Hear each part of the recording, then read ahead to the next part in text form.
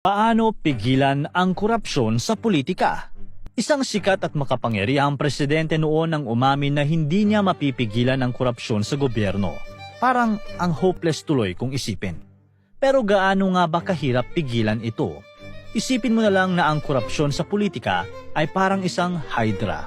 Ang mythical na halimaw na maraming ulo. Putulin mo ang isang ulo, dalawa pa ang muling tutubo.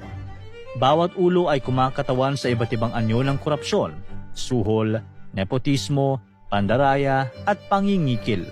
Sa kada subok na pigilan ang isang klase ng korupsyon, may muling lilitaw na panibagong klase. Mas matalino, mas malakas, at mas nakakatakot.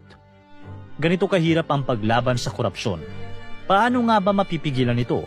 Paano nga ba tatapatan ng isang ordinaryong mamamayan ang ganitong klaseng halimaw? Tara, pag-usapan natin. Noong unang panahon, marami nang naging kwento at halimbawa ng korupsyon. Balik tayo sa nakaraan, sa Ancient Egypt, noong First Dynasty o noong 3100 to 2700 BC pa lamang, mayroon ng ulat ng mga opisyal na nag-aabuso sa kanilang kapangyarihan, tulad ng pagpataw ng sobrang buwis o multa sa mga mamamayan. Kahit sa sinaunang Greece, iniulat ni Herodotus na binayaran ng pamilyang Alcmaeonid ang mga pari ng Oracle of Delphi. Ginamit nila ang kanilang kayamanan upang ayusin ang nasirang templo ni Apollo. Ang suhol na ito ay nagudyok sa Sparta na tulungan ang Alcmaeonid na sakupin at mamuno sa Athens. Sa China, mayroong mythology tungkol sa kitchen god. Sinusuhulan ito ng kada pamilya para makakuha ng magandang report na ibabalita sa ruler of heaven na si Jade Emperor. Bawat Chinese New Year, binibigyan ng cake at honey ang kitchen god para dumikit at magsara ang kanyang bibig nang hindi nito masabi ang masamang bagay tungkol sa pamilya. Nang lumaki ang pandaigdigang ekonomiya noong 20th century, dumami rin ang korupsyon. Sabi ng World Bank, nasa 1.5 trillion US dollars ang nawawala taon-taon dahil sa lagay at katiwalian, mula ito sa maliliit na suhol hanggang sa mga leader ng bansa na nagnanakaw ng milyon-milyong halaga ng pera. Parang ninanakaw na nila ang 2% ng kita ng mundo. Sa madaling salita, ang korupsyon ay pagsisinungaling at pandaraya ng mga tao para makuha ang gusto nila. Nangyayari ito kapag ginagamit ng ilan ang kanilang kapangyarihan o impluensya para kumuha ng pera, pabor o mga benepisyo na hindi naman para sa kanila. Kaya sa isang bansa na talamak ang korupsyon, ito ang nagiging hadlang sa pagunlad at pag-ahon mula sa kahirapan. Marami pang klase ng korupsyon sa politika. Halimbawa, ang isang city clerk na tumatanggap ng suhol para mag-issue ng permits, isang mayor na nag-a-appoint ng kaibigan o kapamilya sa mataas na posisyon kahit hindi sila kwalipikado. Talamak din ang pandaraya lalo na sa panahon ng eleksyon at pangingikil tulad ng mga opisyal na humihingi ng pera kapalit ng pabor o proteksyon. Bakit nga ba may korupsyon? Maaaring may mga opisyal na nanliliitan sa kanilang sinasahod o kaya naman hindi mapigilan ng temptasyon ng sandamakmak na pera na nakikita nila sa kanilang harapan. At ang iba naman ay gahaman sa kapangyarihan. Ang kultura din ng korupsyon ay nagiging normal sa isang organisasyon dahil sa kakulangan ng mahigpit na pagpapatupad ng mga batas laban dito. Kung tutuusin, madali lang mapigilan ang korupsyon kung sinasabuhay ng mga government officials ang natutunan nila sa good manners and right conduct subject. Pero parang nakalimot na ata sila, Your Honor! Kaya naman, una na sa pinaka-epektibong pagpigil sa korupsyon ang pagpapatupad ng mahigpit na batas. Kung mayroong mabigat na parusa para sa mga corrupt officials, siguradong matatakot na silang gawin ito at hindi na sila makakalusot.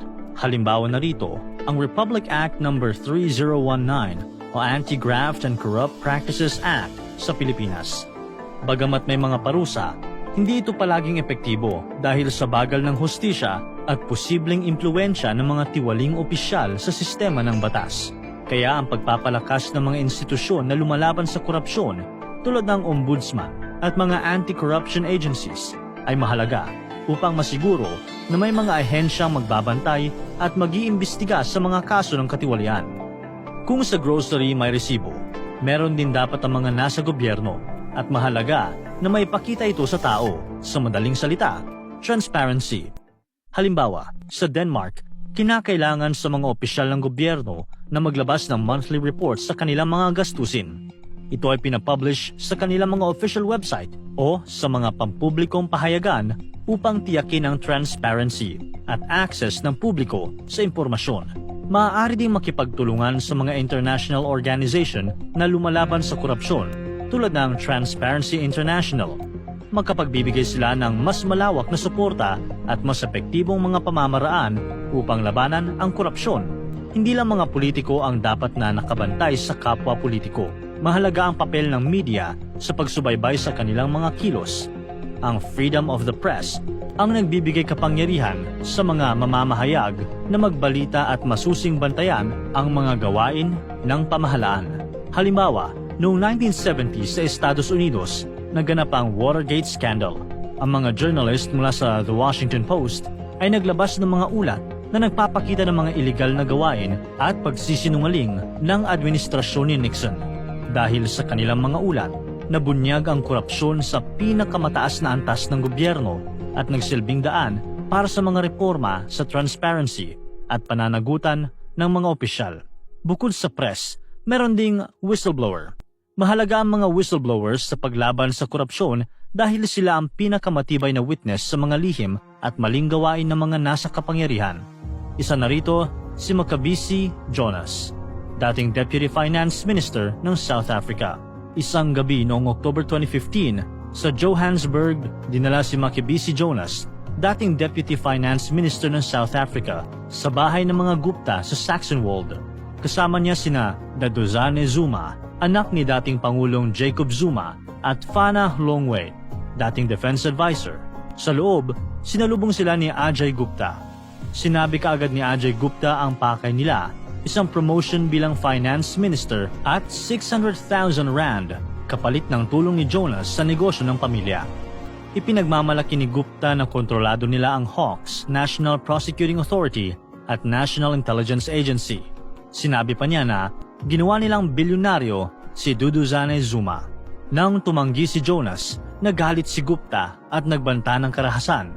Ilang buwan ang lumipas, isiniwalat ni Jonas ang malawakang korupsyon sa media na nagdulot ng pagbagsak ng rehimen ni Zuma at pag-alis ng Gupta family sa South Africa.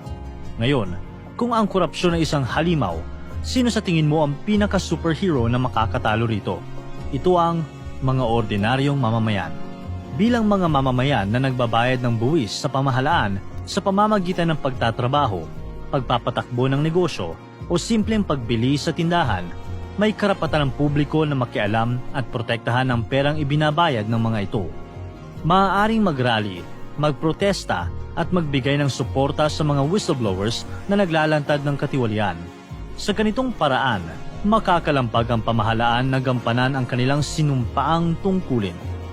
Halimbawa na malaking people power movement ang Egyptian Revolution noong 2011. Bahagi ito ng kilos protesta sa Middle East at North Africa na tinatawag na Arab Spring. Ito ang naglunsad ng malawakang protesta sa Egypt laban sa korupsyon, kahirapan at pang-aabuso sa kapangyarihan ng pamahalaan ni President Hosni Mubarak. Nagresulta ito sa pagbibitiw ni Mubarak mula sa kapangyarihan pagkatapos ng 30 taon na panunungkulan. Maaari ding gamitin ang boses sa pagboto, ika nga, vote wisely. Isa sa pinakamadaling paraan upang labanan ng korupsyon ay ang pagboto ng mga lider na hindi kurakot. Artista man o ordinaryong kandidato, kailangang piliin sa kanila ang lider na may mataas na moralidad at integridad, may tunay na malasakit sa bayan at hindi nagpapadala sa tukso ng pera at kapangyarihan. Makikita ito sa kanilang track record. Hindi lahat informed at aware. Edukasyon ang susi upang palakasin ang kamalayan ng tao kontra sa korupsyon. Mahalaga na turuan ng mga mamamayan, lalo na ang mga kabataan, tungkol sa masasamang epekto ng korupsyon at kung paano ito matatalo. Ayon sa Transparency International, sa kanilang 2023 Corruption Perception Index o CPI, nagtagumpay ang ilang bansa sa pagpapanatili ng mababang level ng korupsyon, katulad ng Denmark, Finland, New Zealand, Norway, Sweden, Switzerland, Singapore, Netherlands at Germany. Ang mga bansang ito ay may malakas na justice system, mahigpit na pagpapatupad ng mga batas at aktibong pakikilahok ng iba't ibang ahensya upang labanan ang korupsyon sa iba't ibang sektor. Sabi nga nila, kung gusto, palaging merong paraan. Sobrang daming pwedeng gawin para mapigilan ang korupsyon, katulad ng pagkakaroon ng mahigpit na batas, transparency, freedom of the press, pagboto ng tama, at aktibong partisipasyon ng mga mamamayan upang labanan ito. Tandaan, ang kontribusyon ng bawat isa ay kailangan para mapigilan ang korupsyon sa politika.